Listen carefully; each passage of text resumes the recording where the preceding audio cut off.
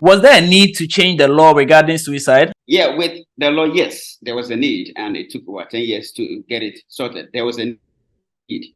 The reason being that in the past, the law was based on the English common law, which presumed that your life didn't belong to you. All right. And with that, when you attempt suicide, of course, if you succeed in it, nobody can prosecute you. So when you attempt it, then you are prosecuted. Ideally, you'll be jailed for something because it's a misdemeanor. But then what it meant was that since I'm aware that if I should attempt and not succeed, I will be prosecuted, then I'll be forced to use the most lethal means of achieving what I want to achieve. And we all know that those who attempt and may be prosecuted, prison or jail is not the best for them, because anyone who has ever attempted suicide has the highest risk of attempting again.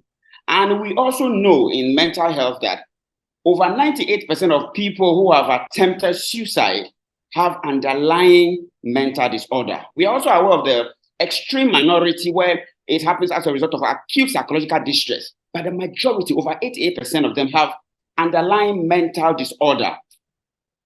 And the attempted suicide actually is a cry for help. Because if you speak to people who have attempted, they, at that point where they go on to attempt, they don't see any way out of the problem, out of the predicament. But if there was somebody they could speak to, who could direct them or show them love, be there for them, listen to them, they would appreciate it. That is why most people who attempt to commit suicide, when somebody calls them by phone or somebody chances upon them, they stop. Because the truth of the matter is, they may not necessarily wish to die, but just that the condition in which they are, they don't see a way out. They just need somebody to be there for them. So yes, there was the need for the law to be changed so as not to make it punitive for those who attempt suicide.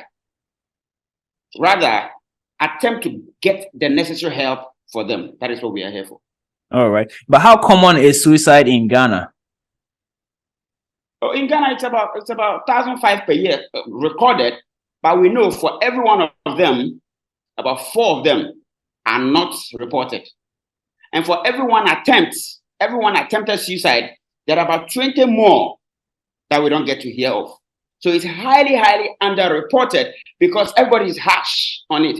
When somebody dies of suicide, the family just come out and say the person died of a short illness. Nobody wants anybody to know that their relative died of suicide, you see. So it's quite common. Imagine 1,005 per year. So the relative may be over 6,000, 7,000 per year. That is lots of huge manpower for a country of 31 million people. All right. And the final question. So, but don't you think that now that the law has been relaxed, in a manner of speaking, there will be more attempted suicides? That's a good question. That's an assumption which is not true. But before I even answer that question, I just want to quote one of the legal brains behind the decriminalizing of the attempted suicide. That is Honorable Enyimadu Enchi. He said, anyone who thinks the law has been relaxed, just like you said, should put him or herself in the shoe of the parent who loses their son or daughter to suicide. And they will understand that if we understand and agree that the person who was attempted suicide has an underlying mental disorder, most likely, it means that person needs help. Now, decriminalization of attempted suicide is not freedom to die. It is rather freedom to live. Because we are saying that over 98% of people who attempt it have an underlying mental disorder. And we are saying we are available. They need help. The society, all of us together, they don't need to be prosecuted and put into prison. Yes, we know most of them may not necessarily go on to be prosecuted, but we also know some who have been prosecuted. Some of them, senior police officers, know the right thing. When they see such cases, they refer to the hospitals appropriately. Kudos to those ones. But some of them go on to be prosecuted. So we are just saying anyone who attempts, that person is crying out for help. Just to sum it all up, we all need to know that it could be any of us. It could be anybody. Because one of the topmost underlying cause mental disorder is depression. And all of us are biologically predisposed to any form of mental disorder.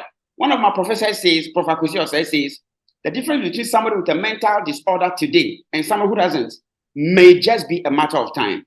So we all need to know no one is exempt.